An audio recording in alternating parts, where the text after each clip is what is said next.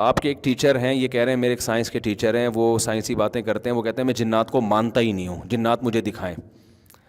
اصل میں انہوں نے ایک غلط مفروضہ گھڑ لیا ہے کہ جو چیز نظر نہیں آتی اس کا وجود کا انکار۔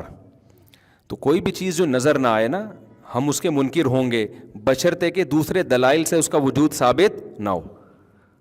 تو ہم چونکہ نبی صلی اللہ علیہ وسلم کو، قرآن کو اللہ کی کتاب مانتے ہیں، جب اللہ نے کہہ دیا کہ جنات کا وجود ہے تو ہمیں ماننا پڑے گا۔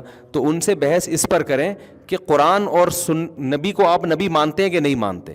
اگر وہ اس کو نہیں مانتے تو پھر ان سے بحث اس پہ کی جائے گی کہ آپ اللہ کے نبی ہیں یا نہیں ہیں۔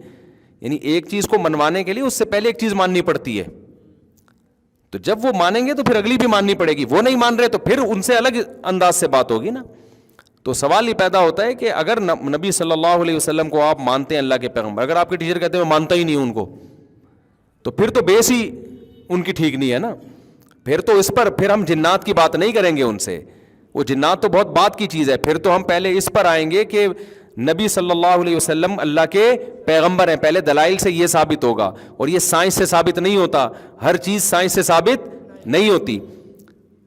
سائنس کے علاوہ بہت، دیکھو کورٹ میں جب کیس چلتا ہے نا کہ اس نے چوری کی ہے، دو گواہوں پر فیصلہ کر دیا جاتا ہے، سائنس دان تو نہیں، سائنس کی لیب میں لے جائیں تو کوئی نہیں ٹریس کر سکتا جب تک ویڈیو نہ ہو، لیکن ان دو آدمیوں کی بات کا اعتماد کیا جا رہا ہوتا ہے کہ یار جب کہہ رہے ہیں تو یہ سچے ہیں تو جھوٹ نہیں بولیں گے۔ سائنسدان کیا کہے گا؟ سائنسدان کہے گا یہ چیز میری دسترس سے باہر ہے، نہ میں اس پہ سائنس کی روح سے ہاں کہہ سکتا ہوں نہ کہہ سکتا ہوں۔ اب اگر بیان دینے والا سچا ہے تو مان لو، سچا نہیں ہے تو ریجیکٹ کر دو۔ تو جنات سائنس کی پہنچ سے بالاتر چیز ہے۔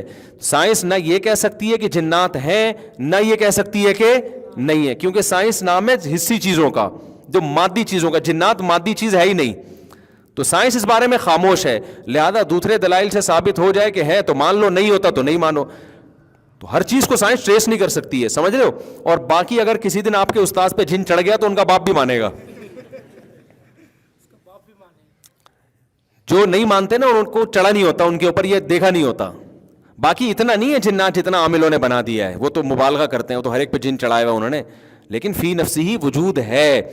تو نہیں تو وہ ان کا لطیفہ سنا دیں، ایک آدمی، ایک گھر خالی تھا بہت عرصے سے، تو مشہور تھا یہاں جنات ہیں، وہ وہی آپ کے ٹیچر کی طرح بس میں نہیں مانتا جنات کو، تو وہ گیا نوک کیا دروازہ اور کہا کوئی جن ون نہیں ہے نا، ایسی بکواس ہے۔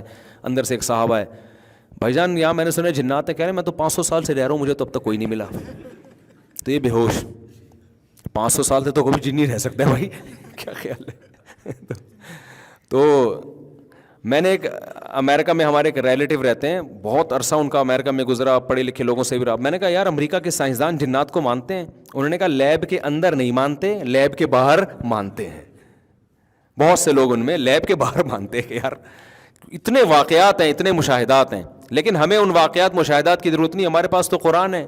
قرآن نے تو پوری سورہ جن نازل کی ہے، تو فرشتوں کا بھی وجود ہے، جنات کا بھی وجود ہے۔ یہ سائنسدان کا اس میں ٹانگ اڑانا ہی غلط ہے۔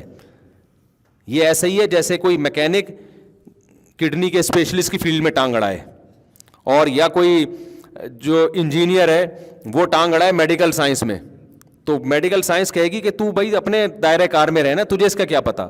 تو فرشتوں کا وجود، جنات کا وجود، جنت جہنم،